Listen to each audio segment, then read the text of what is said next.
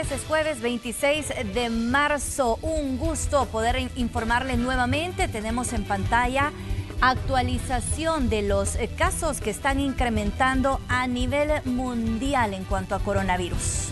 Así es, tenemos información de última hora, verificamos las estadísticas y es que ya se sobrepasó el 500,000 de casos de COVID-19 a nivel mundial. Esto ha ocurrido hace solo unos minutos. En la última actualización del mapa mundial se registran 511.603 casos ya a nivel mundial, lo que también replica en el número de fallecidos. Exactamente, vemos cómo en zonas como Europa es donde se observa una gran cantidad, de igual manera Norteamérica, Estados Unidos puntualmente también poco a poco están creciendo las estadísticas a nivel de la región centroamericana y sudamericana.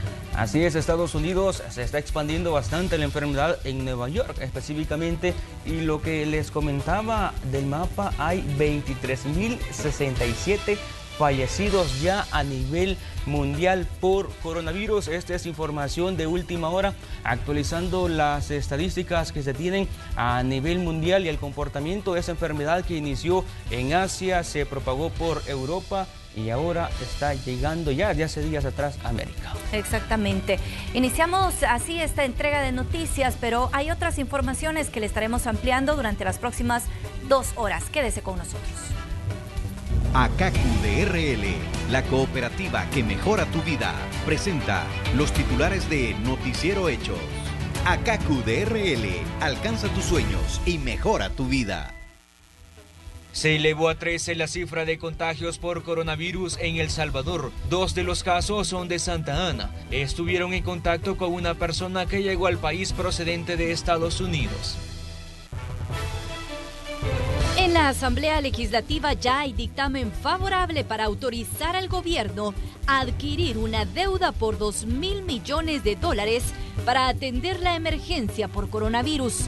También se anunció la creación de un comité que supervisará los fondos. Le contamos cómo avanza la construcción del primer hospital que será destinado para atender a pacientes con coronavirus. Honduras reportó la primer muerte por coronavirus. La víctima es un hombre de 60 años quien presentaba un cuadro de neumonía, mientras que en el mundo siguen en aumento los casos y muertes por la pandemia. Estados Unidos ofreció una recompensa de $15 millones para capturar al presidente de Venezuela, Nicolás Maduro, quien es acusado de narcotráfico.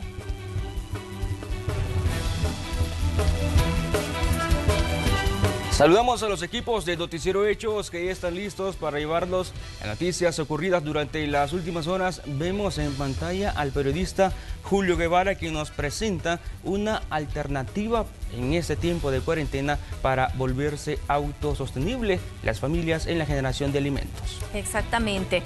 Esto en medio de la crisis que atraviesan muchas familias. También muchos negocios que cerraron por las medidas del gobierno están ofreciendo sus servicios en línea. El periodista Enrique López nos hablará al respecto.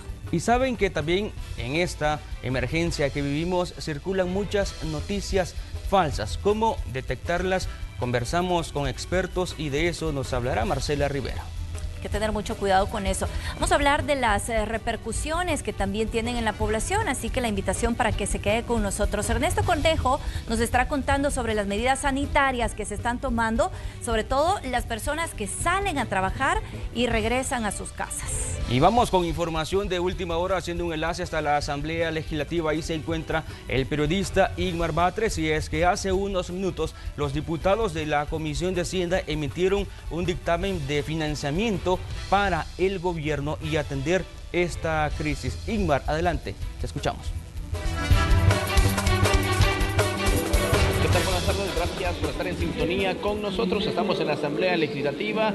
Los diputados llegaron a un acuerdo para permitir que el gobierno negocie $2.000 millones que van a servir para enfrentar la pandemia del nuevo coronavirus. El 30% de ese dinero va hacia las alcaldías. Otro porcentaje pues servirá para financiar el plan del Ejecutivo de dar al 70% de la población, al 70-75%, los $300 mensuales a todos aquellos que se vean afectados directamente. Lo cierto es que el ente contralor que estará vigilando el uso de estos fondos estará compuesto por 5 ministerios y un delegado de Casa Presidencial. También estarán 5 instituciones que propuso el partido Arena, un total de 11, tantos privados como públicos. En estos momentos pues se votarán esos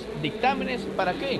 Para que le permitan que se lleven los 2 decretos hasta Casa Presidencial, los firme, los sancione el presidente Nayib Bukele y se publiquen en el diario oficial para que ya el gobierno inicie la negociación, ya sea con la emisión de títulos valores o, en todo caso, préstamos con la banca multilateral. Luego se cerrará esta plenaria y se abrirá otra para analizar una serie de piezas de correspondencia que también van en ese sentido de combatir el COVID-19. En la otra plenaria, que siempre se desarrollará este día, pues está previsto que se apruebe la prórroga de las restricciones de movilidad que solicitó el gobierno de la República prácticamente hace unos 5 o 6 días. Así se está realizando. Lo cierto es que tiene los votos de todos los partidos políticos, incluso los que no estuvieron de acuerdo en un principio, ahora respaldarán esa propuesta. Así que prácticamente el gobierno podrá tener esos fondos luego de su negociación para enfrentar la emergencia por el COVID-19. Desde la Asamblea Legislativa, regreso la señal al set principal y claro, hacer la invitación para que esté pendiente de la emisión de las 8 de la noche, donde le daremos todos los detalles de lo acontecido acá en este órgano de Estado. Buenas tardes. Buenas tardes, Ingmar. Gracias por tu reporte desde la Asamblea Legislativa. Vamos a estar pendientes de cómo se va modificando la agenda en este órgano de Estado. Recordemos que hay plenaria, espera que la aprobación de ese dictamen se haga efectiva este día en el Pleno. Continuamos. Así es, ahora queremos contarle que autoridades de salud confirmaron 4 nuevos casos de coronavirus, con lo que suman ya 13 contagios de la enfermedad en nuestro país. 2 de estos son parte de una misma familia residente en Santa Ana. De los contagios se dieron por contacto con otra persona infectada que vino de Estados Unidos. Un tercer caso ingresó al país proveniente de Italia, pero se mantuvo en cuarentena domiciliar, mientras que el cuarto, que también ingresó de Italia, fue ubicado en un centro de contención. Con ellos suman 13 personas contagiadas de coronavirus en el país. Primero de los casos, una persona, un compatriota que ingresó al territorio antes de las restricciones. Posterior a esto se le da el manejo de cuarentena domiciliar. Él era procedente de Italia. Ya el paciente se encuentra en aislamiento y está cumpliendo también el seguimiento de todas las personas que han sido contactos. Ya se tienen identificados aproximadamente 10 contactos a los cuales se ha dado seguimiento para someterlos a una cuarentena y dar todo el manejo correspondiente. De 2 confirmados, estos también son un grupo familiar, los cuales estuvieron en contacto con una persona que vino de Estados Unidos. Ellos desarrollan en la búsqueda activa de la prueba positiva para coronavirus y los cuales se encuentran también ya en aislamiento. Tienen un total de 3 contactos debido a las condiciones específicas. Y el cuarto caso se trata de un compatriota que vino procedente de Italia, pasa a un centro de contención, cumple aislamiento individual y posterior a esto es trasladado al Hospital Saldaña. El viceministro de Operaciones en Salud agregó que todos los casos se encuentran estables y mantienen en vigilancia cómo evoluciona el virus. 1/3 de los contagiados son mujeres y el resto hombres entre los 20 y 70 años. Estos 4 pacientes que fueron confirmados este día están estables de salud. También varios de estos están totalmente asintomáticos. En general, los 13 pacientes confirmados de coronavirus se les está realizando todo el protocolo de manejo que la Organización Mundial de la Salud establece. Están estables y se sigue cumpliendo el manejo de manera intrahospitalaria bajo aislamiento. El representante de la Organización Mundial de la Salud hizo hincapié a la población a respetar la cuarentena, además de acercarse a un centro de salud si alguien ha tenido contacto con personas que estuvieron fuera del país y han presentado síntomas. Que las personas que tengan sintomatología respiratoria de cualquier tipo y que tengan conexión o nexo o que hayan estado con alguna persona del exterior, o si no lo tuvieran, pero especialmente este primer caso, que se comunique al 132 para poder identificar los contactos. El presidente de la República, mediante redes sociales, explicaba que las personas infectadas manifiestan que sí cumplieron la cuarentena. Sin embargo, es imposible corroborar si esto es cierto, por lo que el gobierno ha puesto en cuarentena a 13 personas más que tuvieron contacto con ellos. A los 2 casos que se mantuvieron en aislamiento domiciliar se les prestará más atención, ya que no son contagios importados, y agregó que el gobierno continuará trabajando para identificar y aislar a todos los posibles nexos epidemiológicos. Tatiana Funes, Noticiero Hechos. Vamos a ahondar en estos datos. Ya hay 13 casos confirmados. Tenemos un informe detallado de dónde se encuentran los centros, por ejemplo, donde permanecen las personas, las edades, los rangos también de las personas que permanecen en cuarentena. Veamos el siguiente informe. Desde que se intensificaron las medidas para prevenir posibles contagios de COVID-19, se detectaron más casos en los centros de contención. El gobierno anunció que 3.065 personas se encuentran en estos centros, de los cuales 1.762 son hombres y 1.303 mujeres. Los 68 centros de contención están distribuidos en los siguientes departamentos. 36 se ubican en San Salvador, 7 en La Paz, 7 en el Departamento de la Libertad, 6 en Ahuachapán, 3 en Santa Ana, 3 en Chalatenango, 2 en Usulután, 2 en La Unión, 1 en Sonsonate y 1 en Morazán. En cuanto a los 13 casos de COVID-19 confirmado por las autoridades, provienen de los siguientes países. 5 provienen de Italia, 2 de Estados Unidos, 2 de España, 1 de Guatemala y 1 de Canadá. A estos se agregan 2 casos catalogados como autóctonos por el gobierno salvadoreño. Estos se registraron en el departamento de Santa Ana. El promedio de las edades en los casos confirmados va desde los 20 a 39 años con 5 casos, de 40 a 59 años con 3 casos y de 60 a 79 años también con 5 casos. La cifra de casos confirmados apunta que el 77% son hombres y el 23% mujeres. Es importante recordar que las personas que presenten síntomas soliciten asistencia al número 132. Las autoridades se encargarán de tratar el caso según el protocolo que indica la Organización Mundial de la Salud. Carla Goches, Noticiero Hechos. El Ministerio de Relaciones Exteriores informó sobre el fallecimiento de un compatriota de 58 años por coronavirus. Esto ocurrió en Long Island, Nueva York, y la Cancillería de la República, a través del consulado en la localidad, está brindando apoyo a los familiares del connacional y también ayudándoles con los trámites de defunción. Según los protocolos para estos casos, también se informó que dentro del grupo de la diáspora de esta zona se reportan 3 miembros de diferentes familias que han dado positivo en la prueba de COVID-19, a quienes los médicos locales han enviado a guardar cuarentena domiciliar, porque no se trata de casos graves que ameriten hospitalización. Y la imposibilidad de trabajar de los compatriotas también podría desencadenar otra situación, y es que las familias no podrían recibir remesas y esto impactar también la economía del país. Solo en 2019, El Salvador recibió $5.650 millones en remesas. El 94% de estas son provenientes de Estados Unidos. Según estadísticas del Banco Central de Reserva, el monto aumentó 4.8% comparado con el año anterior, pero el primer trimestre de este año no parece ser alentador para el trabajo de los salvadoreños en el exterior. Según la Organización Internacional del Trabajo, se estima que entre 5,3 y 24,7 millones de personas perderán su empleo a causa de la pandemia del coronavirus. Indudablemente, las remesas se verán impactadas.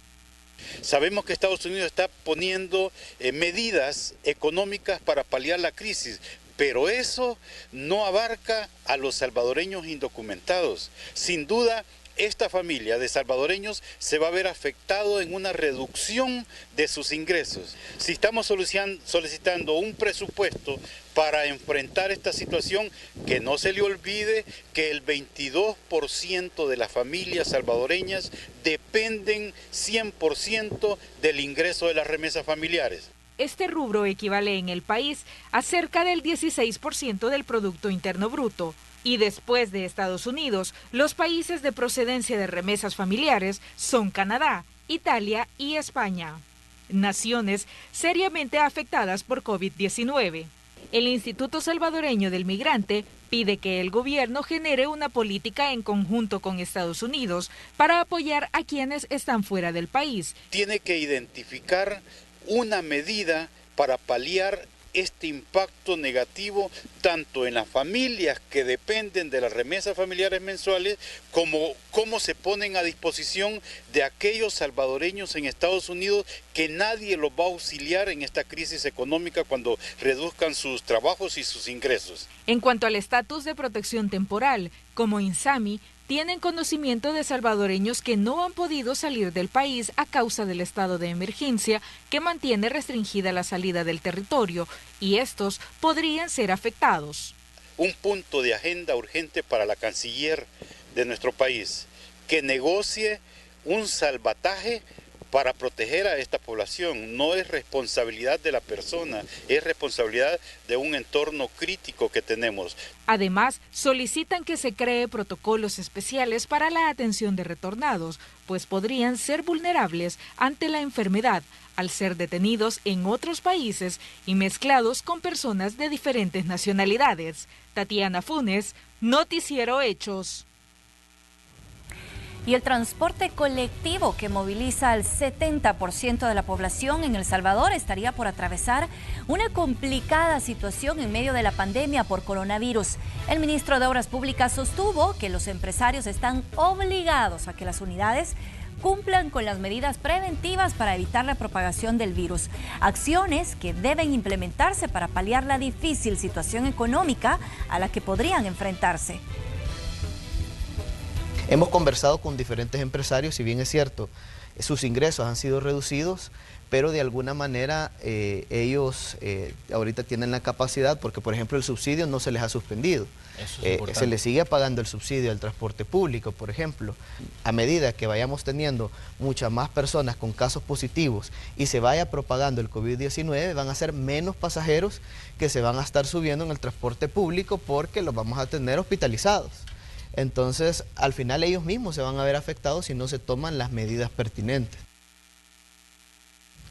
Y únase a la campaña Quédate en Casa. La Red Salvadoreña de Medios te invita a quedarte en casa. Así es, esta es la invitación para mantenerse también bien informado y usted puede hacerlo a través de Noticiero Hechos de Canal 12, Canal 11 Tu TV y Radio Sonora FM en el 104.5. Vamos a un corte, regresamos en unos minutos con más información.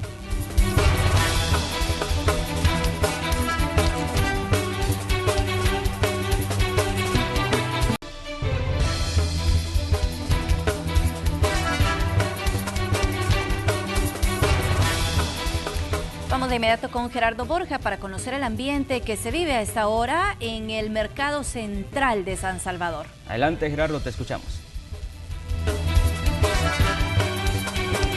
Gracias, muy buenas tardes compañeros en el estudio, amigos televidentes, qué gusto que se informe con nosotros a través de Noticiero Hechos.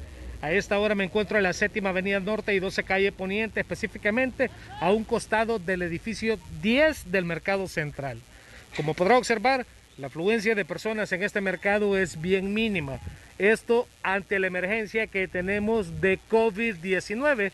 Podemos observar cómo muchas personas se están acercando a este lugar a poderse abastecer, ya que estamos cerca del fin de semana, están buscando comprar frutas, verduras y también en el sector de mariscos y carnes, esto está habilitado. En los contornos usted puede ver que está cerrado, pero sí, dentro del mercado central hay movimiento. Esto dentro de las medidas que se está restringiendo que no haya aglomeración de personas.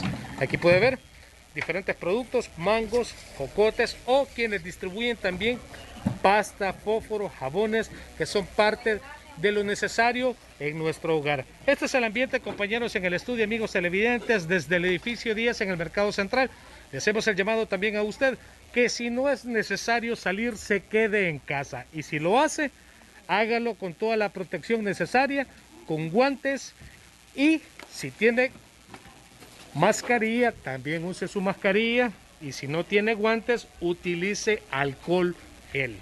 Esa es parte de la información que estoy compartiendo con ustedes, compañeros en el estudio, amigos televidentes, y como pueden ver también personas aprovechando a tomar una foto de cómo se encuentra el ambiente en el centro de San Salvador. Con este informe regreso con ustedes desde el Mercado Central. Gracias, Gerardo, por este reporte desde el edificio número 10 de este mercado. Ahora queremos contarle que el periodista Julio Guevara nos va a presentar el adelanto de un informe que está preparando para esta noche.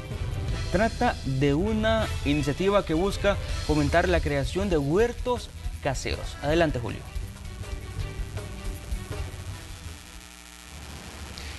Buenas tardes a todos. Nadie descarta un posible desabastecimiento de alimentos ante la emergencia por el coronavirus. Ante esa situación, una ONG está promoviendo los huertos caseros. Mire usted.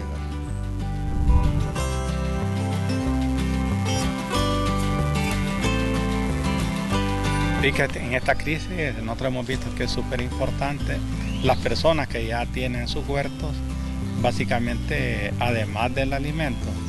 Y nosotros hicimos cálculos en Aguachapán ya hace mucho, que la gente se ahorraba unos 27, 30 dólares mensuales al estar produciendo y consumiendo su producto, y a la vez tenía oportunidad de vender algún poquito. Esto viene desde semanas atrás y algunas personas ya están obteniendo cosechas. Interesante en realidad. Por ejemplo, ahorita que tenemos esta crisis del famoso coronavirus, yo en lugar de ir a, por decirle, a comprar al supermercado o por decir en la entrada donde hay así como verduras, cilantro, por ponerle un ejemplo, rábanos, yo pues los solamente subo a mi huertito y yo los puedo recortar, ¿no? Anímese, porque podría ser de gran utilidad esta iniciativa. Le compartiré los detalles completos a las 8 de la noche. Feliz tarde, éxitos y bendiciones. Gracias, Julio. Buenas tardes. Estaremos pendientes de esta iniciativa que aparte también genera ahorros en las familias. Y en Morazán se realiza una campaña de sanitización, esto como medida de prevención por el coronavirus. Bener Castillo, de nuestra aliada Morazán TV, nos tiene el reporte.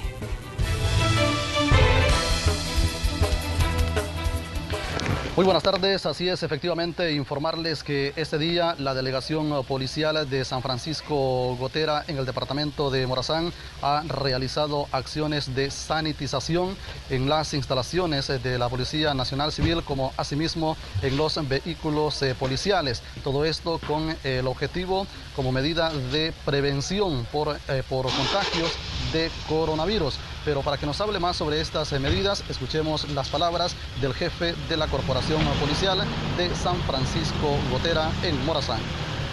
Lo que nosotros estamos haciendo es un chequeo médico de todos los, un chequeo preventivo en cuanto a toma de temperatura, verificación de la parte de la boca que no se le vea inflamado, que no traiga con síntomas de gripe, sino es despachado a su casa.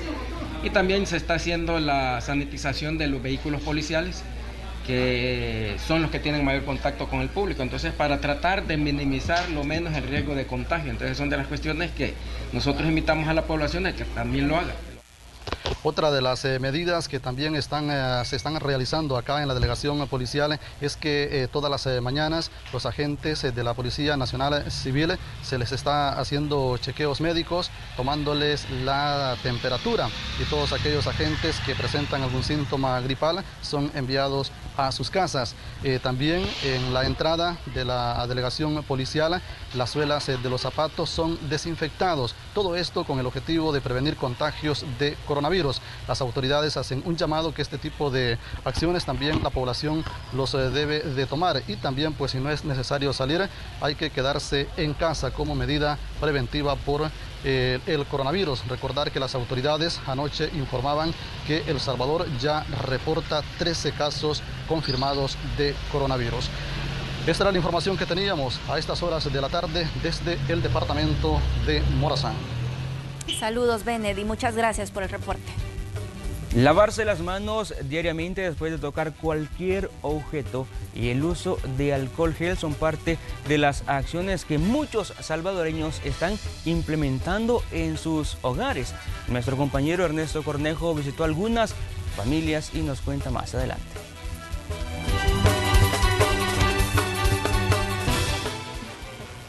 Así es, un gusto saludarlos, compañeros en los estudios y amigos televidentes de Noticiero Hechos, y es que hicimos un recorrido por algunas colonias del municipio de Soyapango para verificar cuáles son los protocolos sanitarios que están implementando los salvadoreños ante la emergencia del coronavirus.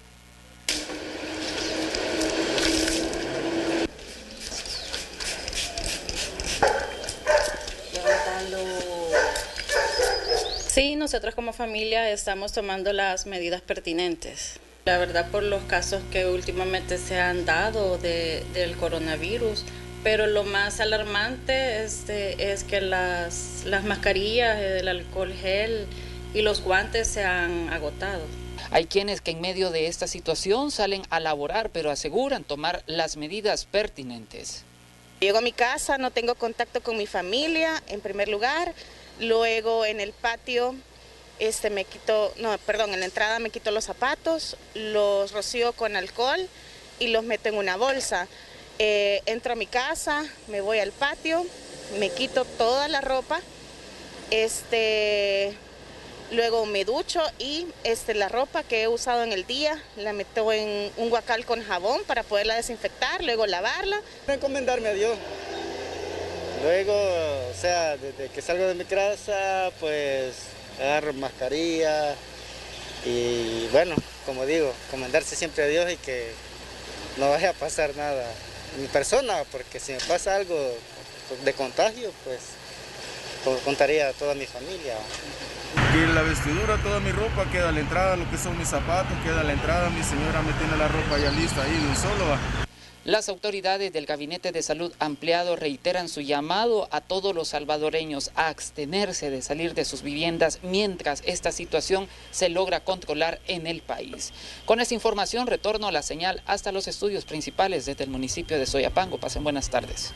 Muy buenas tardes, Ernesto. Sin duda es importante la colaboración de la población también para prevenir este virus. Y la periodista Marcela Rivera nos comenta sobre las repercusiones que tienen las noticias falsas en la población y cómo identificar si estas son verdaderas cuando le llega alguna notificación a través de su dispositivo móvil. Preste mucha atención. Marcela, coméntanos. En cuántas ocasiones nos han compartido audios de nuevos casos y fallecidos por coronavirus en El Salvador. ¿Cuántas veces hemos visto estos mensajes en redes sociales? La verdad, son muchas. Sin embargo, el único motivo de estas noticias falsas es provocar miedo y ansiedad en la población. Es por ello que es importante saber identificar cuáles son los medios oficiales. Escuchemos.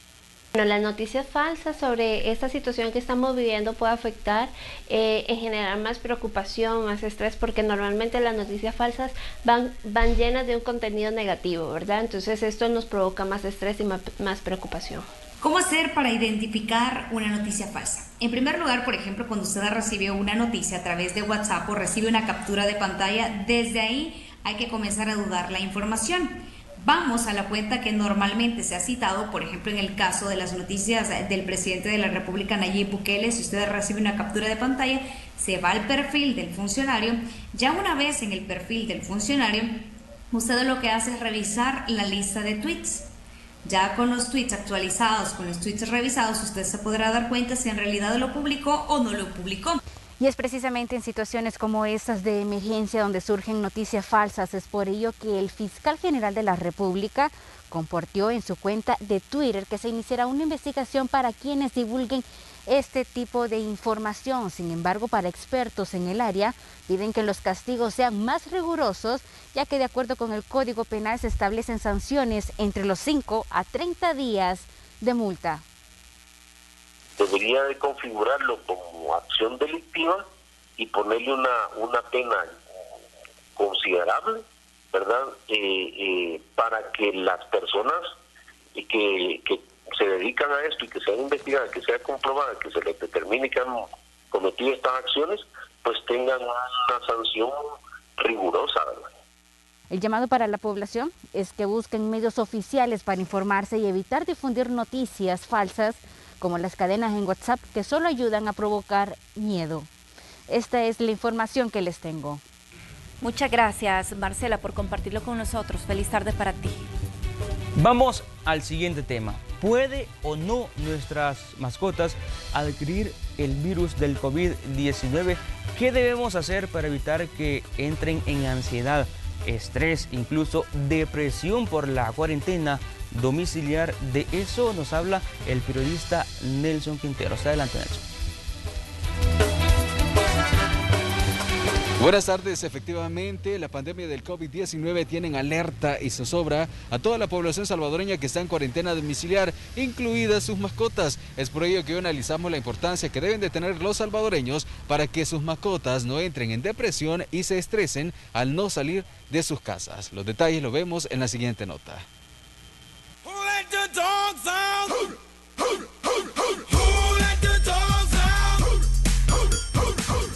Bien dicen que son los mejores amigos de la familia. Siempre están en las buenas y las malas. Por ejemplo, en esta pandemia del COVID-19, pues todos los salvadoreños estamos en casa pasando cuarentena domiciliar. En cambio, mira lo que es capaz. Por lo que es importante prestar mucha atención para que nuestras mascotas no entren en depresión o estrés por no salir libremente. Creo que les da ansiedad por estar encerrados. Y creo que ellos bien saben que está pasando algo, porque están con ansiedad, quieren salir a la puerta.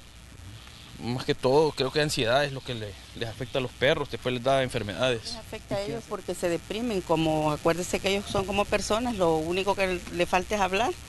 Entonces también ellos necesitan su ratito para esparcirse, ¿verdad? Y él es un animalito que todos los días lo saca mi esposo a correr 40 minutos. Y ya viene feliz y come. Hoy tiene como 3 días de no comer. Estos salvadoreños lo saben, pues sus caninos son parte importante de sus familias. Lo hacen con responsabilidad y deciden sacarlos por unos minutos. Posteriormente toman las medidas sanitarias para que regresen a sus hogares. Sacarlos por lo menos a la esquina o afuera de la puerta. Ya cuando ellos salen de la puerta, ya como que el chip del cerebro de ellos cambia. Y entonces ya ellos empiezan a botar la ansiedad que tienen durante el día, pues, de estar encerrados.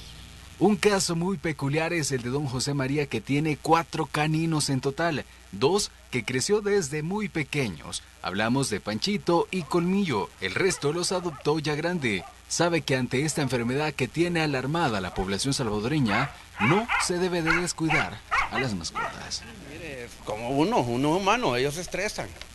Sinceramente pasan bien estresaditos adentro, por lógica y por ley hay que sacarlos, por lo menos a la esquina, ¿verdad? Y dedicarles, darle su agüita, su comidita y mantenerlos aseados. Esto porque a aquel perrito no le gusta bañarse, me muerde, pero igual a la fuerza los bañamos, ¿verdad? Él no, este sí es cariñoso, el Panchito así. Pero en muchos de los casos son los mismos animales que salen sin rienda suelta de sus hogares, por lo que salvadoreños aseguran que es necesario estar vigilantes y tomar todas las medidas necesarias. Y ahorita que estamos en cuarentena, ¿cómo están haciendo? Con el animal. Ajá. No le digo que se agarre a la calle. Él ha oído que decimos que quizás oye plata y mire, él se va a pasar a ver a dónde. Solo. Pero viniendo nosotros le echamos, ¿verdad? El alcohol, lo bañan ella. Estamos nosotros con el alcohol, se trapea con lejilla, que esto es lo más necesario, ¿verdad? El veterinario Alan Ciudad Real establece que es necesario tomar ciertas medidas ante esta situación, aunque por el momento no se confirme que los animales sean portadores de COVID-19. La verdad es que estamos hablando de dos tipos de virus totalmente diferentes. El virus que lo porta o puede tener el perro es un virus alfa, es alfa coronavirus, y el humano es beta coronavirus. Se han hecho y se están realizando estudios hasta la fecha y no se ha comprobado que pueda pasarse al ser humano. Esto aplica para todo tipo de mascotas, no solo caninos. Lo esencial es que todo el mundo esté lo mejor prevenido ante esta pandemia del nuevo coronavirus y pasar el mayor tiempo posible con sus familiares y mascotas. Si bien es cierto que hasta el momento no se confirma que el COVID-19 sea transmitible hacia los animales, los expertos aseguran que desde ya se deben de tomar todas las precauciones necesarias y estar atentos de las autoridades de salud. Hasta acá mi reporte, compañeros, y por supuesto vamos a ampliar en la emisión estelar de Noticiero Hechos. Feliz tarde para todos. Por este reporte interesante, también cómo están pasando las mascotas durante esta emergencia. Y ante el llamado a permanecer en casa, queremos contarle en este caso que, bueno, la Escuela de Comunicaciones de la Red Salvadoreña de Medios está innovando y está preparando sus próximos cursos en línea a través de su plataforma virtual. Capacitadores de gran trayectoria estarán impartiendo clases sobre diferentes temáticas a través de la red. La escuela RSM ofrece diplomados, posgrados y talleres en las áreas de las comunicaciones desde hace 2 años, convirtiéndose en un referente en su modelo educativo, no solo a nivel nacional, sino en la región.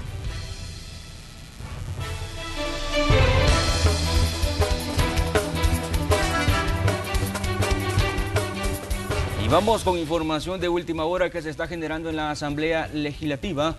Hace unos minutos la cuenta oficial de este órgano de Estado ha publicado que el Pleno aprueba autorizar la emisión de títulos valores de hasta por $2.000 millones o bien para contratar préstamos o combinación de ambos para financiar el Fondo de Emergencia Sanitaria de Recuperación y de Reconstrucción Económica para efectos del COVID-19. Ya la Asamblea autorizó al gobierno para que entre en negociaciones y obtener el financiamiento para hacerle frente a esta enfermedad que está afectando no solo al país, sino a nivel mundial. Información de última hora que se está generando desde la Asamblea Legislativa.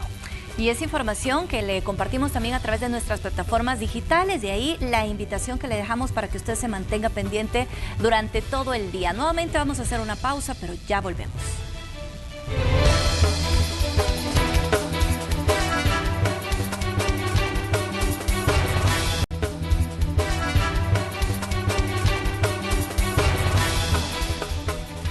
El periodista Luis López se encuentra en el Centro Internacional de Ferias y Convenciones, donde se construye el hospital que atenderá a personas con coronavirus. Así es, efectivamente, hace algunos momentos las autoridades del Ministerio de Salud, de Obras Públicas y del Centro Internacional de Ferias y Convenciones anunciaron hace algunos momentos cómo está el proceso de construcción de este nuevo hospital para atender a posibles pacientes infectados por el nuevo coronavirus. Bueno, se espera que sea un edificio de 3 niveles y que se construya en un periodo o que esté ya habilitado en 2 meses y medio. Este hospital estará ubicado en frente a las instalaciones de la Feria Internacional, específicamente en este parqueo. Vamos a escuchar parte de las declaraciones que dieron las autoridades. ¿Por qué lo estamos haciendo así? Porque la idea es tener la máxima cantidad de pacientes en cada uno de los lugares y estamos aprovechando todo el sector del CIFCO para poder tener la mayor cantidad de posibles pacientes de COVID-19. Se está realizando una infraestructura, sino que se está adquiriendo todo el insumo médico y el equipo médico que va a servir a la Red Nacional de Salud. El algoritmo de manejo de los pacientes COVID va enfocado al aislamiento y va enfocado a manejar las complicaciones que los pacientes pueden llegar a desarrollar en un porcentaje menor de la población, y eso es importante. Solo en este nuevo hospital se esperan atender a unas 1.200 personas. Bueno, esta información se la estaremos ampliando en nuestro noticiero de la noche. Muy buenas tardes. A ti, Luis, y muchas gracias por actualizarnos la información. Vamos a la información internacional, un resumen que nos ha preparado Graciela Rajo.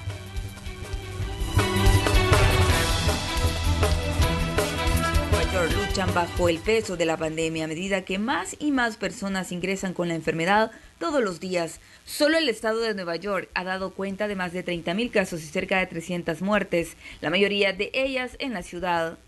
Caspis, un médico de la UCI en el hospital Mount Sinai en Queens, dijo que estar en primera línea era el infierno bíblico. Para la mayoría de las personas, el nuevo coronavirus causa síntomas leves o moderados como fiebre y tos que desaparecen en 2 o 3 semanas.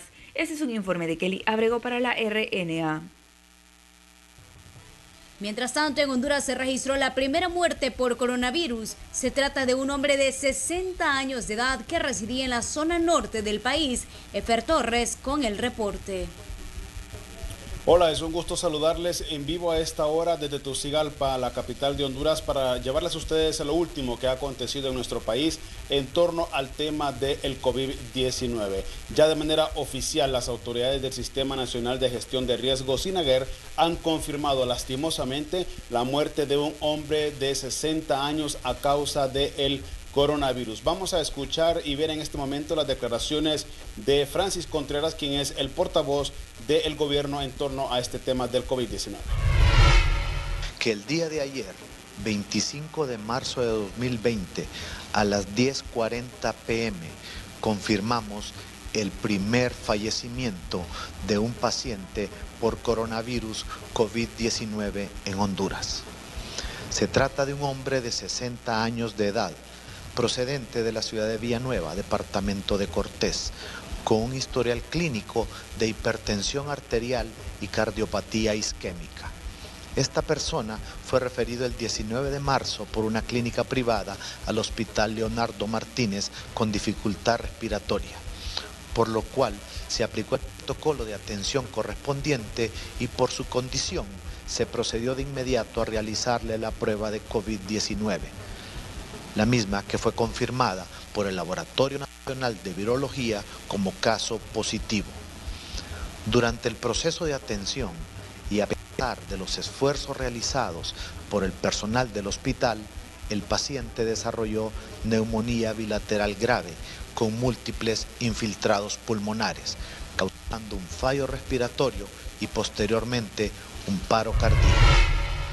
Bien, eran las palabras de Francis Contreras, el portavoz de SINAGER en torno a esta muerte que se registra, la primera en Honduras por el coronavirus. De manera oficial también ya el gobierno tiene en sus cifras 52 personas confirmadas de COVID-19 y se están ya tomando las medidas de precaución necesaria. Estamos hablando de los cercos epidemiológicos en los principales puntos de Honduras, en las principales ciudades, específicamente en la zona norte, tras confirmarse la muerte el día de hoy de un hondureño a causa del coronavirus. De igual manera, las autoridades continúan dando a conocer a la población hondureña las actividades que estarían realizando para poderles llevar alimentación en esta cuarentena total que se está viviendo en todo el territorio hondureño. Este es el informe que les puedo brindar en vivo a esta hora. Retorno con ustedes a estudios principales. Nos vamos a un país vecino, Guatemala. Es cada vez más común ver a las personas utilizando mascarillas y el propio presidente Alejandro Yamatei ha pedido a la población tomar esa medida de prevención. Eugenia Sagastume tiene los detalles. El uso de la mascarilla es una medida que muchos guatemaltecos han adoptado para salir de casa y protegerse del temible coronavirus. Y aunque a un inicio solo se encontraban en farmacias, ahora hay diversidad de opciones para adquirirlas. Por las calles es usual ver a peatones, motociclistas y automovilistas portando una mascarilla. De repente pasa alguien y carga tal vez el contagio y me contagia a mí, entonces por eso. Para una protección de la vida en donde hay muchas contaminaciones del ambiente. El presidente Alejandro Yamatei ha recomendado en varias ocasiones a quienes salgan de sus casas en el horario permitido que utilicen este implemento. Pero quiero recordarles que si vamos al mercado, vayamos con mascarilla. En la medida en que usemos mascarilla vamos a poder impedir contagiar o ser contagiados. El doctor de los bomberos municipales, Jimmy Osorio, explica la función de este equipo que debe ser individual. La mascarilla, en efecto, pues desde su principio básico es generar una protección para el paciente que está contaminado, que tiene alguna enfermedad o que tiene alguna infección respiratoria. Pero también recuerda que además de la mascarilla, son importantes las medidas de higiene. Antes de la mascarilla, algo importante que los va a proteger y va a evitar el contagio de la enfermedad es la limpieza de manos o el lavado de manos continuo. Si yo realmente, es por eso son las medidas de guardar una distancia promedio de 1 metro, pues de persona en persona, es para que algún virus de cualquier tipo de enfermedad no llegue hacia mi persona, sino que realmente es guardar esa distancia. Eugenia Sagastume, Voz de América, Guatemala.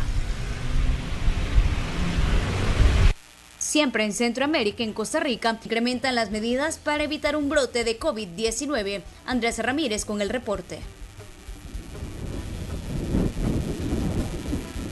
Hola, ¿qué tal? Un gusto saludarlos. Estamos ubicados en la Cruz de Guanacaste. Esto es muy cerquita del puesto fronterizo de Peñas Blancas, que separa Costa Rica de Nicaragua. Se mantienen los protocolos bastante fuertes. Recordemos que Costa Rica cerró fronteras desde la semana anterior y ya en este momento se está aplicando un decreto que indica que todo extranjero que salga del país pierde automáticamente el estatus migratorio. Esto para contrarrestar el tema del COVID-19. Aquí lo vemos. La lista de detenidos y devueltos a sus países incrementa conforme pasan las horas. Aún con cierre de fronteras y decreto que elimina estatus migratorio al que salga, el movimiento no para en las zonas fronterizas. Este grupo de extranjeros fue detenido en el sector de Piedra Plana, uno de los puntos muertos de Peñas Blancas. Luego de revisiones en ropa y equipaje, fueron llevados al puesto migratorio para ser procesados. ¿Sabía usted que estaba en riesgo de que lo detuvieran o alguna cosa particular aquí? Y ahí pues si eso es, ni modo, ¿qué voy a hacer? No puedo hacer nada. Simplemente iba a bañarme porque ando legalmente como, ¿ya me entiende? Este otro grupo fue sorprendido al intentar salir de Costa Rica hacia Nicaragua de manera irregular. También fueron llevados a puesto migratorio para conocer su estatus en el país. Y los que dependen de esta actividad, él por ejemplo admite que no está ganando lo mismo. Ellos hablaron con nosotros desde su espacio en Nicaragua. Hay menos gente, por lo que tal vez hay personas que tienen miedo, mejor se están en su casa. Sí, está feo las cosas también allá en Nicaragua. Pues usted trabaja siempre aquí, del lado nicaragüense. Del lado de aquí, costarricense. Y solo aquí cuidamos camiones. Y aquí ayuda a la gente también a pasarse. Sí, cuando vienen personas así, adultas y eso, uno les ayuda. ¿Y no le teme tener problemas con la policía? Pues antes aquí la policía los da chance de trabajar. Lo único así como se puso el virus y eso, le han dado otro tipo de ley ya, más allá de Costa Rica. Entonces está más feo la cosa. Sí, porque vos sabes, uno anda rebuscándose la vida honradamente, sin andar haciendo daño a la gente. ¿Cuánto cobra usted? Aquí esto se cobra 5.000 o 15.000 colones. Pero ahorita como está decaído esto, no hay que aguantarse. Desde el martes rige el decreto que indica que todo extranjero que sale del país perderá su estatus migratorio. Pasamos ahora a ver imágenes de un operativo que se está aplicando aquí mismo en la frontera norte entre Costa Rica y Nicaragua, que es la toma de temperatura. Este es un protocolo que apenas se está empezando a aplicar y no lo están haciendo las autoridades locales, sino que lo está haciendo un grupo de 15 voluntarios y lo harán durante 15 días. Ellos toman la temperatura a los transportistas, a las personas que tengan que pasar por acá e incluso también a las autoridades de fuerza pública, la Policía de Fronteras y hasta nosotros mismos como medios de comunicación. Ahí nos hicieron una prueba para determinar si estábamos en buen estado de salud. Eso es lo que nos cuentan los voluntarios. Es un grupo voluntariado. Aquí tenemos paramédicos, asistentes de medicinas médicas, gente con APA, más o menos tenemos unos 15 personas que los coordinamos voluntariamente, ¿verdad? Junto con el grupo de Open, de Operaciones para Emergencias Nacionales, y la empresa de seguridad GoSWAT International Security, y nos unimos para venir a colaborarles acá. Hemos atendido hoy más o menos como 265 personas, tanto de entrada como de salida. ¿Por qué de salida? Porque lo que nosotros hacemos es chequear todo el personal, no solo los traileros, sino que la gente que viene en los buses, la gente que va para sus casas, para su país, y queremos verificar qué síntomas trae. Si tienen un síntoma, nosotros automáticamente los aislamos a ellos, hacemos un chequeo y pues ya coordinamos una investigación de dónde vienen, etcétera, dónde han estado, para nosotros poder ya... ¿Y se han ido todos con normalidad? ¿Han pasado sin ningún problema? Por los momentos, al día de hoy, el día de ayer, entiendo, no hemos tenido ningún problema. Ok, básicamente lo que se trata de los botiquines es mantener la ayuda a lo que es una fuerza pública que está en la montaña y lugares ciegos, ¿verdad? Entonces mantenemos un equipo para inmovilizar, como son las férulas largas de espalda, y mantenemos lo que es equipo de vendajes, tenemos los feros también por aquello de las personas de deshidratación, y también para mordeduras de serpiente, que normalmente es lo que se ve en el lado del monte, ¿verdad? Este es un reporte de Andrés Ramírez para la red de noticias Salvavisión.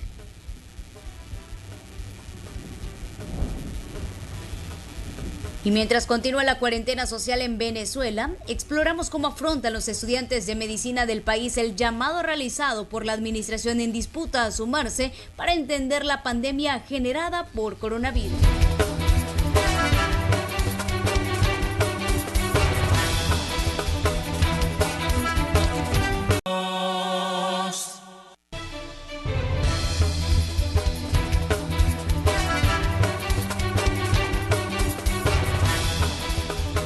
Gracias por continuar informándose con nosotros. En el estudio nos acompaña Carla Jananía de Varela, ministra de Educación, porque hay diferentes temas que queremos abordar en el marco de esta emergencia por la pandemia del COVID-19. Bienvenida, ministra, y muchas gracias por acompañarnos. Muy buenas tardes, Célida. Es un gusto estar aquí con ustedes.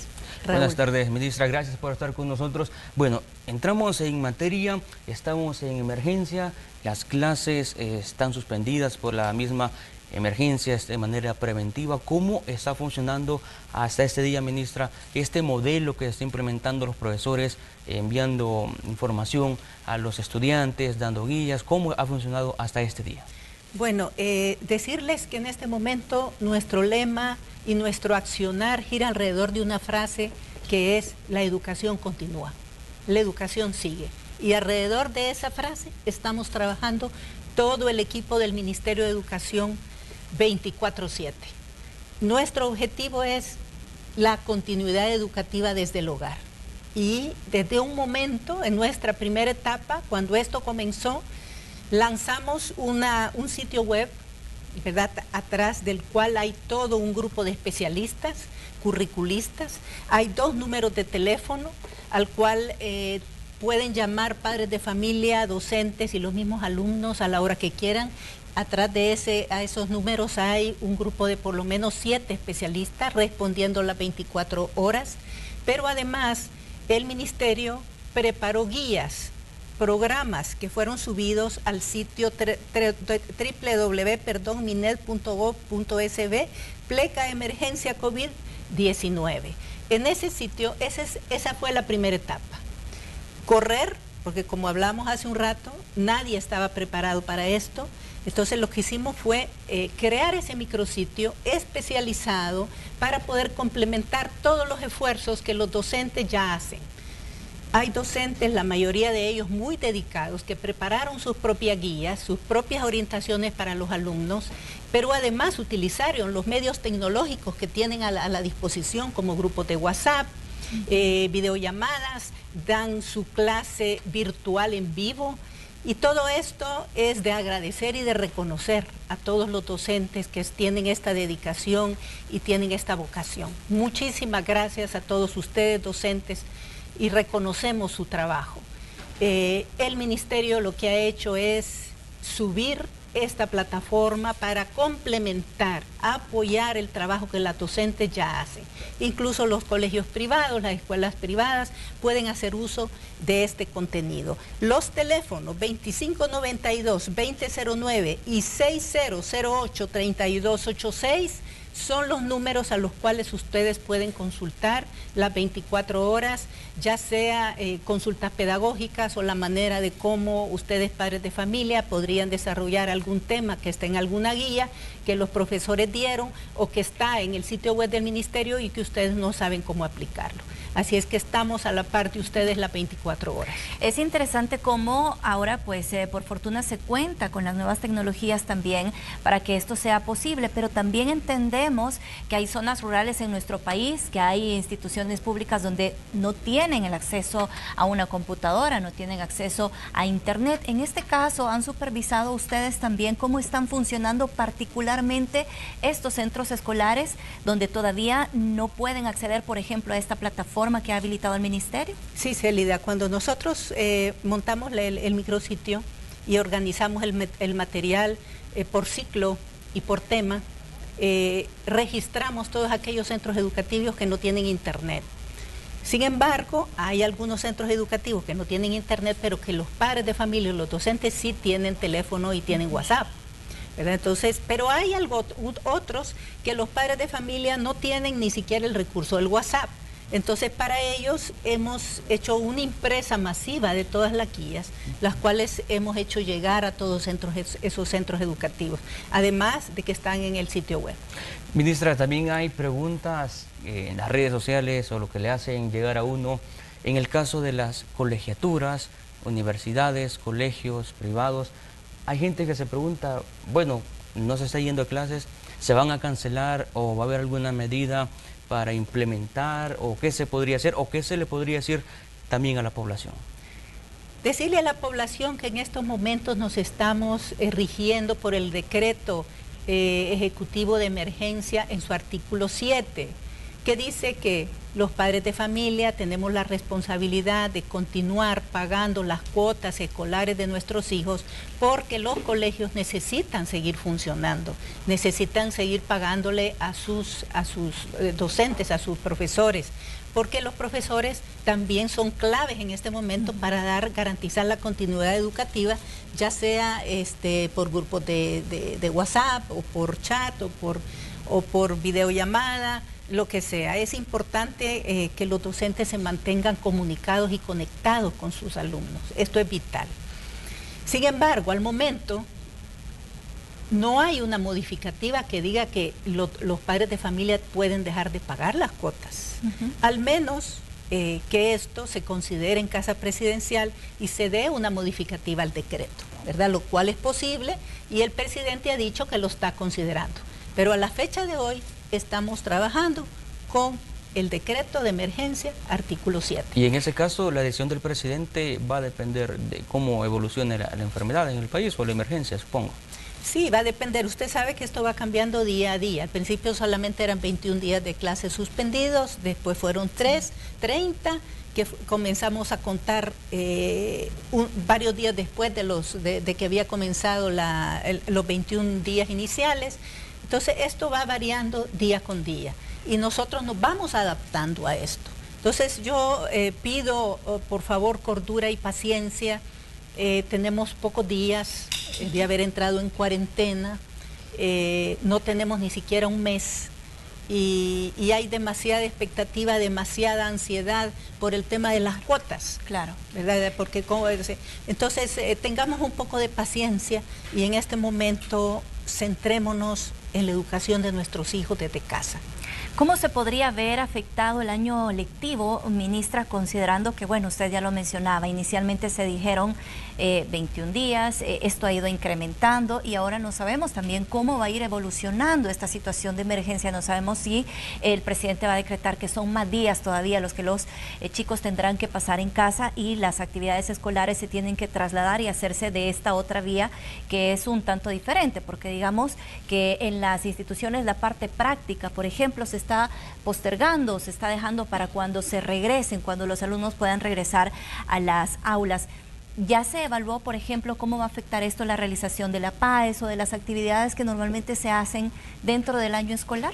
Dentro de los equipos especializados que hemos creado en el Ministerio, estamos analizando cada uno de estos aspectos. Como le decía en un principio, estamos trabajando por etapas. La primera etapa de reaccionar ante la primera emergencia, ante la primera necesidad de garantizar la continuidad educativa, ya se dio. Ahora estamos en una etapa de revisar lo que ya hicimos, perfeccionarlo y utilizar nuevos métodos y nuevos medios para llegar a los estudiantes. Por ejemplo, la televisión y la radio. Tenemos materiales, tenemos producción para radio y televisión, por ejemplo en televisión Tatuca, pero necesitamos más, necesitamos transportar los contenidos al formato de televisión y radio, y en eso estamos trabajando. Esto incluye el tema de las evaluaciones. Obviamente estamos pensando y preparándonos para el regreso, no solamente para la cuarentena. Y el regreso va a implicar evaluaciones al regresar, y va a implicar también repensar la PAES. Por cierto, nosotros ya habíamos propuesto una reforma a la PAES, hacer lo que se llama PAESitas, revisiones y evaluaciones por nivel. Y en el marco de esta emergencia eso nos conviene muchísimo, porque no vamos a regresar al centro educativo a esperar que se haga una PAES a final del año. Vamos a evaluar al nomás llegar cada uno de los ciclos educativos, y eso nos va a permitir ver hasta dónde se ha podido avanzar con la continuidad educativa. Es decir, ministra, que al final del año se podría tener una modificación en el calendario escolar y una reforma en la manera de aplicar la PAES. No se descarta.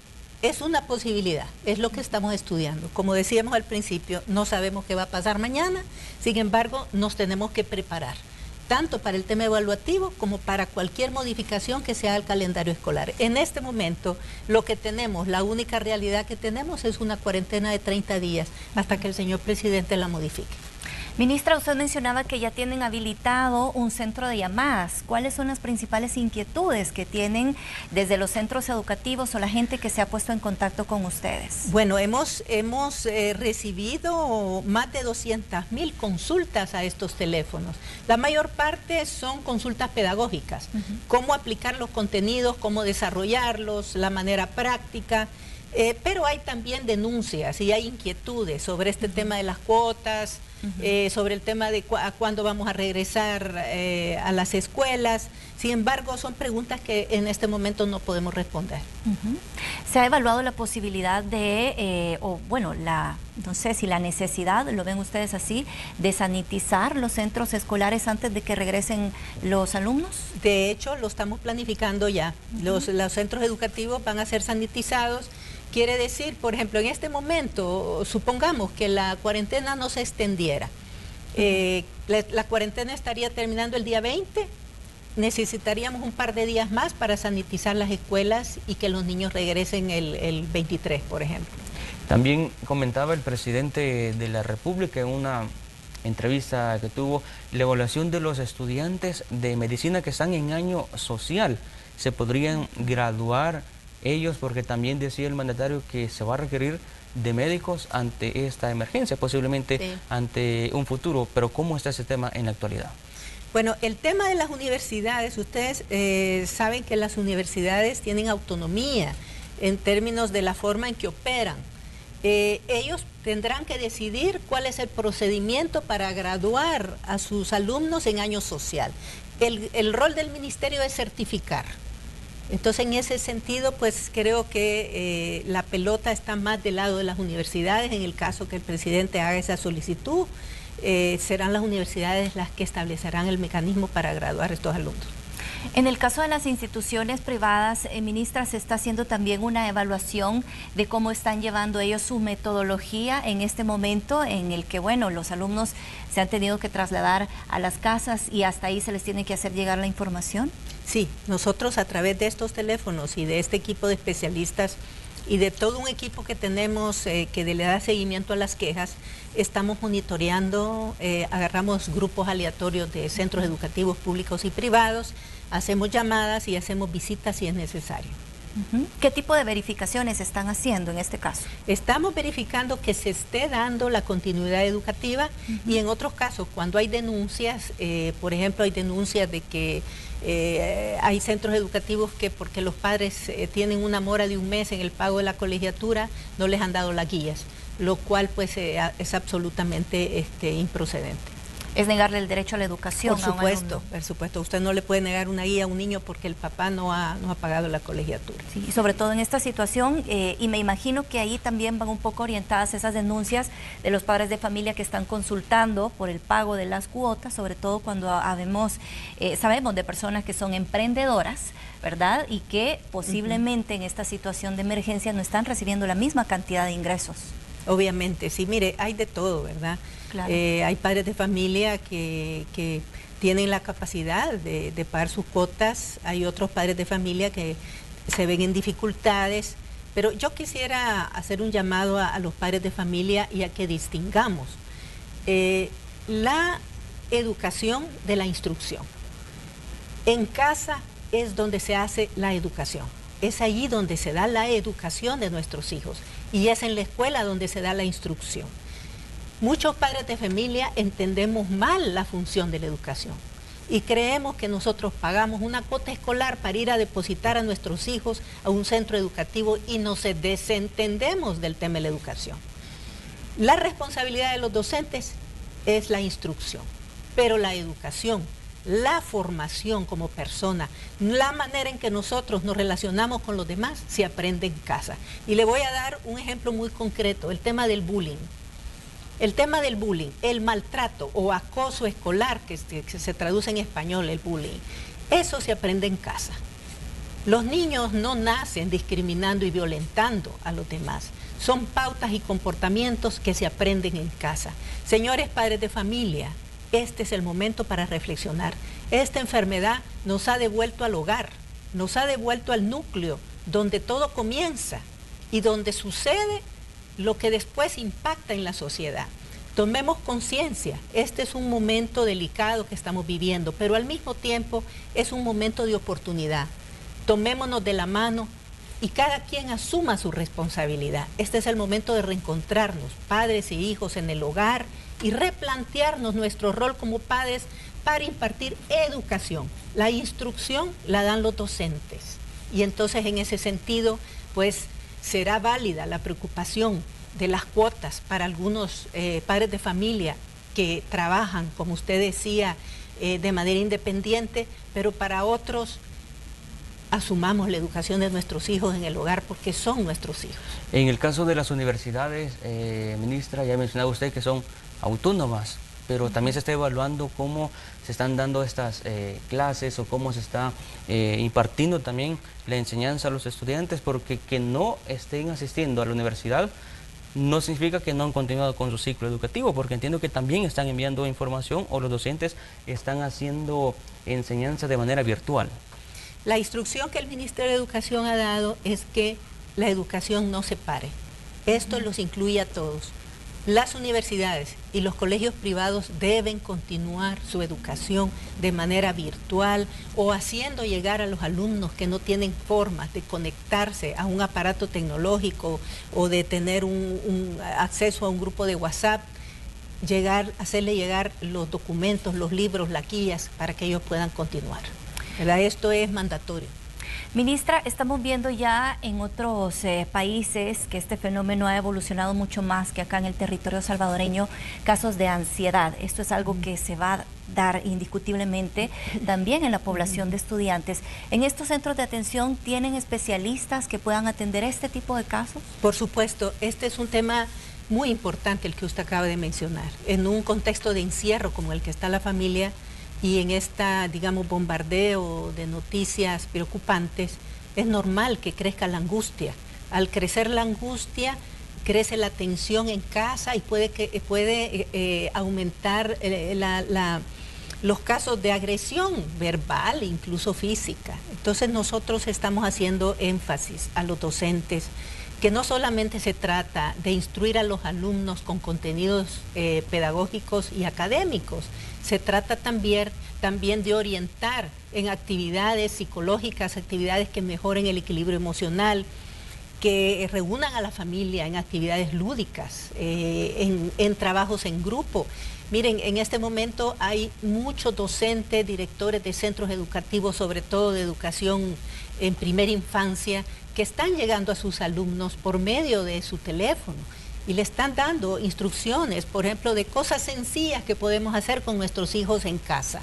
Enseñémosles a doblar la ropa, enseñémosles a lavar los platos si es que no les hemos enseñado todavía.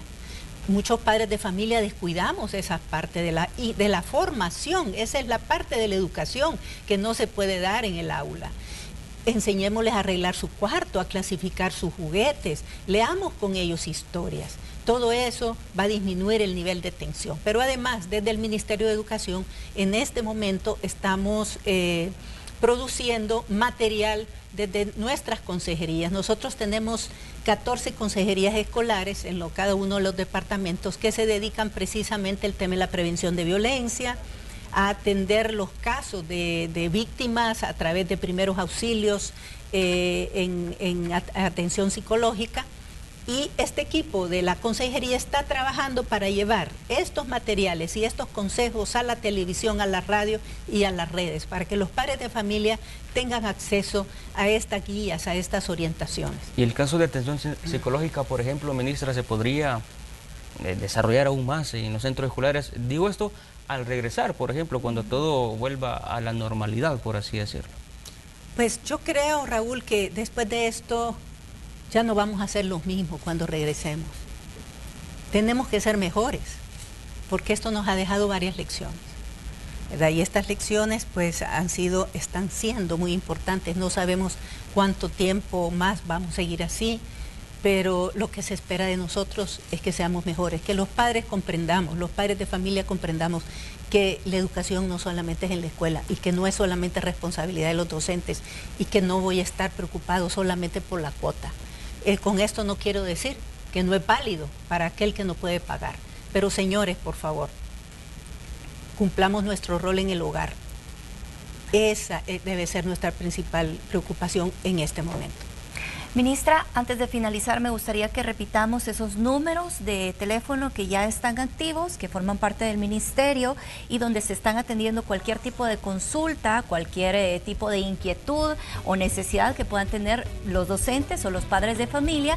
Y también usted decía que las redes sociales, me imagino que están muy activas, donde están compartiendo todo este contenido y todo este material, tanto para los padres de familia como para las mismas instituciones educativas. Con mucho gusto, lo voy a decir despacio, tal vez lo pueden poner en pantalla.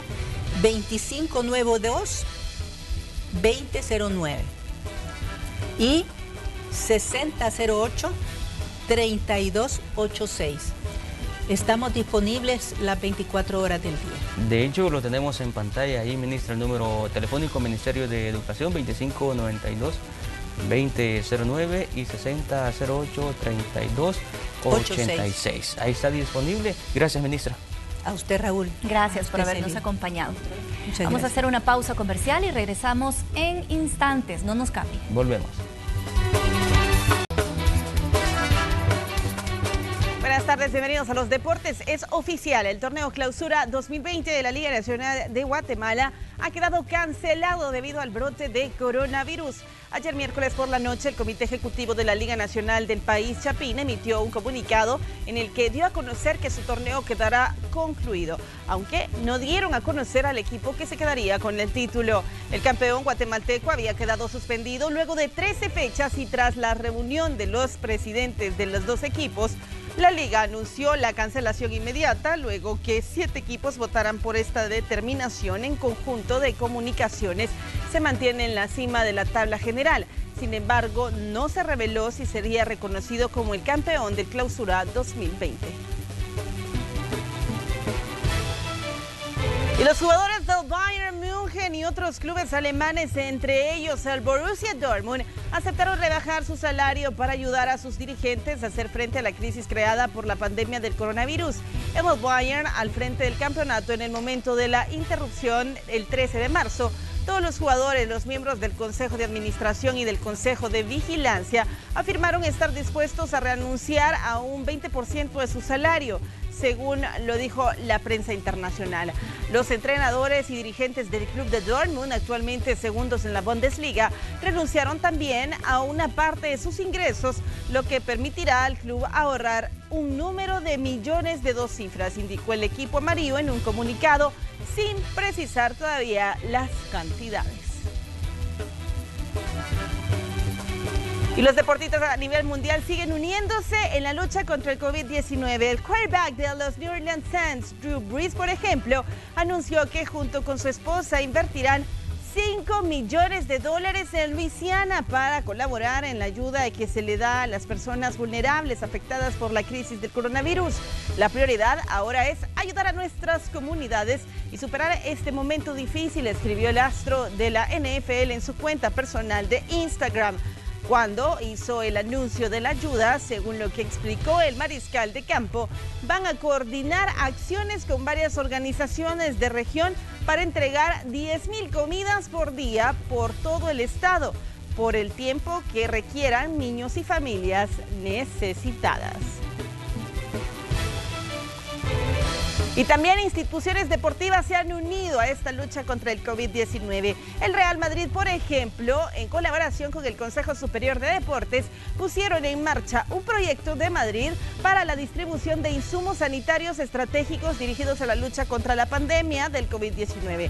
Gracias a la estrecha colaboración de estas dos instituciones, el Estadio Santiago Bernabéu se convertirá en un espacio adaptado para almacenar las donaciones de insumos sanitarios destinados a luchar contra esta pandemia. Todo este material será entregado a las autoridades sanitarias españolas bajo la autoridad del gobierno del estado, de forma que se pueda hacer un uso óptimo y eficiente de estos recursos tan necesarios ante la actual emergencia sanitaria.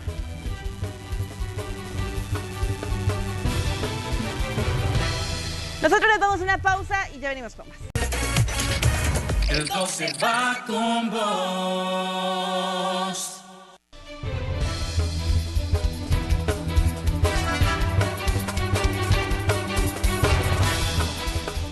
Gracias por continuar en sintonía de Noticiero Hechos. Tenemos más información y es que en medio de la crisis mundial por el coronavirus, los salvadoreños son autores de iniciativas que buscan el bienestar de la población. Esto con el objetivo de proporcionar diversas opciones para mantenerse en forma, implementando clases de baile y además CrossFit a través de redes sociales. El periodista Enrique López no tiene los detalles. Adelante. Entrenadores de gimnasios y academias de baile han tenido que modificar su metodología de trabajo para seguir en contacto con sus alumnos, trasladando sus clases a un mundo virtual proporcionado por las redes sociales. En la siguiente nota les muestro más detalles. 1 y 3, 5, el giro, 1 y 3, 5 y 7. La cuarentena domiciliar decretada por el Ejecutivo obligó al cierre total de negocios, entre ellos los gimnasios y academias de baile. Esto no fue problema para una pareja de emprendedores, amantes de la salsa, quienes tuvieron la iniciativa de compartir sus clases de baile con sus seguidores.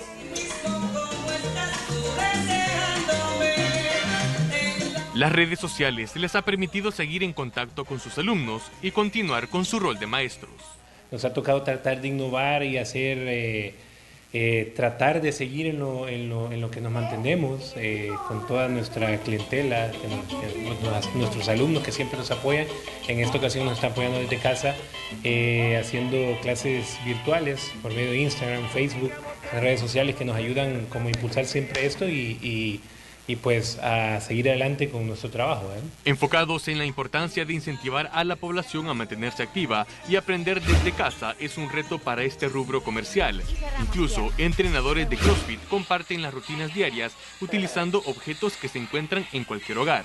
Haremos 14 clean and jerks, 7 con la mano izquierda y 7 con la mano derecha. A pesar que la metodología de enseñanza ha cambiado, esta ha sido bien recibida por los alumnos. Colocan el empeine, si se fijan, se va pegado a la silla, va colocado, luego la siguiente pierna va como un lunge y vamos a bajar, a topar la rodilla al suelo, ¿ves? Espalda siempre recta. Durante el periodo de la cuarentena obligatoria, este tipo de encuentros virtuales se vuelven más usuales entre las familias, empresas, educación, entre otras. Una manera de estar conectados en la distancia. Sin duda una excelente iniciativa para combatir el sedentarismo y que toda la población se mantenga muy activa durante esta cuarentena domiciliar. Compañeros, este es mi informe. Regreso con ustedes. Por compartirnos la información y bueno, mantenernos activos. Además es necesario en estos días que, ya lo mencionábamos incluso con la ministra de Educación, se puede generar ansiedad por esta situación de encierro que tienen muchas personas. Y también una manera de botar el estrés y también hacer actividad física. Definitivamente. Bueno, vamos a ver qué está pasando en las diferentes comunidades. Tenemos un resumen. Veamos. Comenzamos. Un año ha pasado desde que fue destruida la tapadera de una alcantarilla en la 4ª Avenida Norte y 3ª Calle Poniente del centro de Ilopango, aparentemente por el peso de los automóviles. La falta de la estructura pone en riesgo a los conductores. Con frecuencia, las llantas de los automotores quedan atrapadas. Ya les fue restablecido el servicio de agua potable a decenas de familias de las colonias Altavista en Ilopango y algunas zonas de Tonacatepeque y San Martín.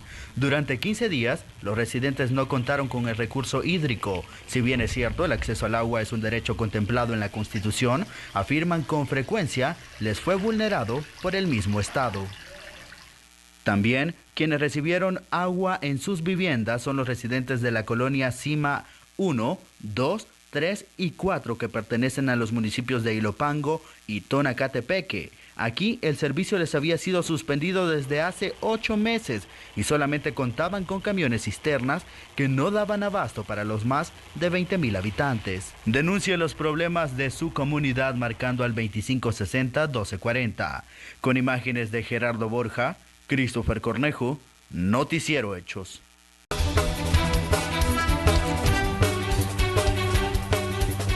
Tenemos más información para usted. 2 jóvenes en supuesto estado de ebriedad fueron detenidos en la colonia Sacamil de Mexicanos después de protagonizar actos de violencia con sus familiares en la vía pública.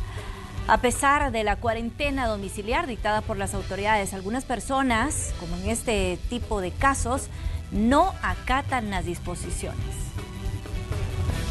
Problema de violencia intrafamiliar, nada más. Pero no quisiera hablar. ¿Alguno de ellos la agredió a usted? No, entre ellos dos.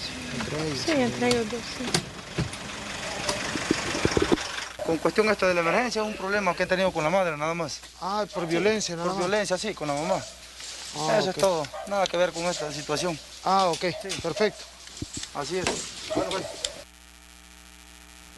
Y seguimos con más emergencias de las últimas horas. Un accidente de tránsito se registró sobre el kilómetro 16 de la carretera al Puerto de la Libertad. De acuerdo a la información, un hombre identificado como Rafael Rivas en supuesto estado de ebriedad impactó el pick-up que manejaba a toda velocidad con otro vehículo que se encontraba estacionado a la orilla de la carretera. A pesar de lo aparatoso del accidente, por fortuna no hubo personas lesionadas, solamente daños materiales. Alertado de un accidente de tránsito en el kilómetro 16,5 de la carretera del puerto conduce hacia Santa Tecla. Nos hemos hecho presente al lugar, se ha atendido a un joven de 28 años de edad, el cual solo presenta lesiones leves. Un vehículo se encontraba estacionado y el otro lo ha impactado, dejando las lesiones leves en el conductor del vehículo.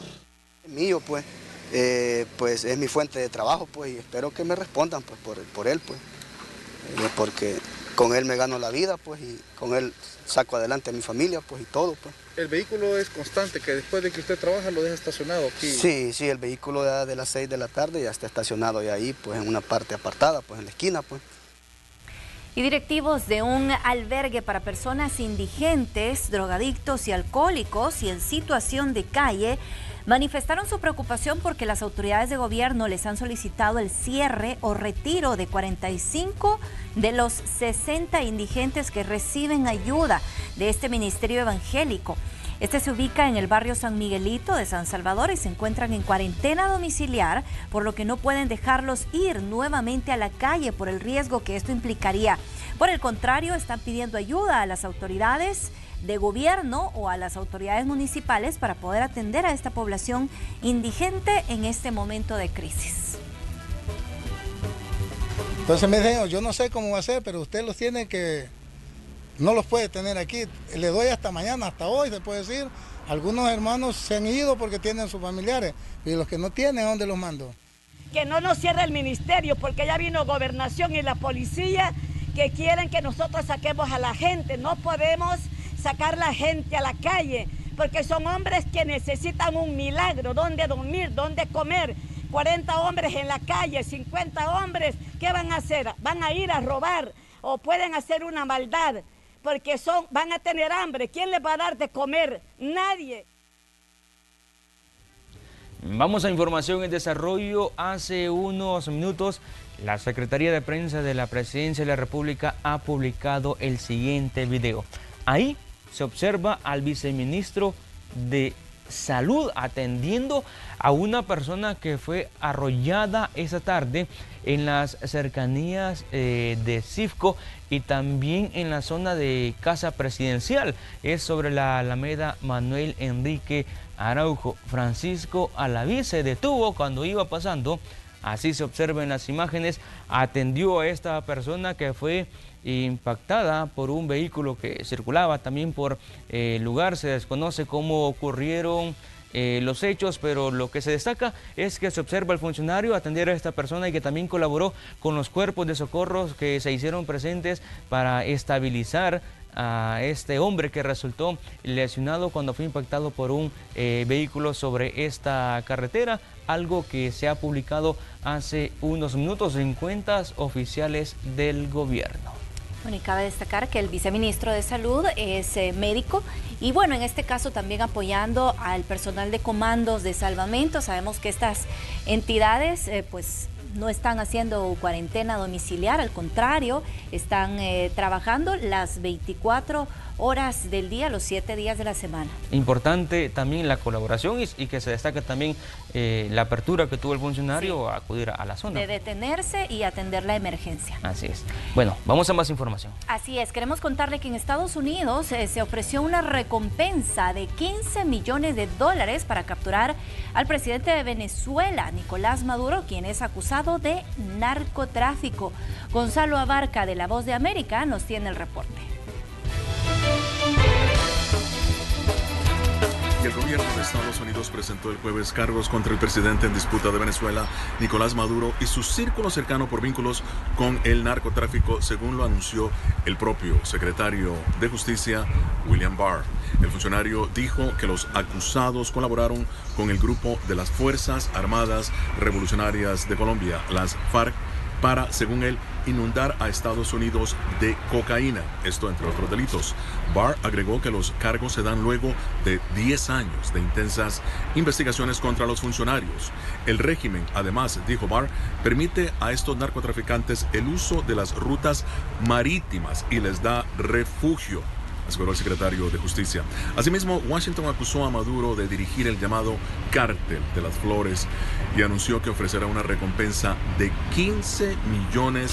$15 millones por información que pueda llevar a su captura. Los otros acusados en Nueva York son Diosdado Cabello, presidente de la oficialista Asamblea Nacional Constituyente, el vicepresidente económico Tarek El Aizame, el ex jefe militar Cliver Alcalá Cordones y el exdirector de servicios de contrainteligencia del ejército venezolano, quien se encuentra en paradero desconocido, por cierto, desde que se dio la fuga en España el año pasado. Y bien, por otro lado, el Departamento de Justicia acusó al ministro de Defensa de Venezuela, Vladimir Padrino, de facilitar el tránsito de narcotraficantes a través de Venezuela en dirección a Centroamérica. Desde Washington, informó Gonzalo Abarca, de La Voz de América, para Noticiero Hechos. Gracias, Gonzalo, por el reporte. Bueno, con esta información finalizamos la emisión de este día jueves. Gracias por habernos acompañado. Será hasta mañana. Pase buenas tardes.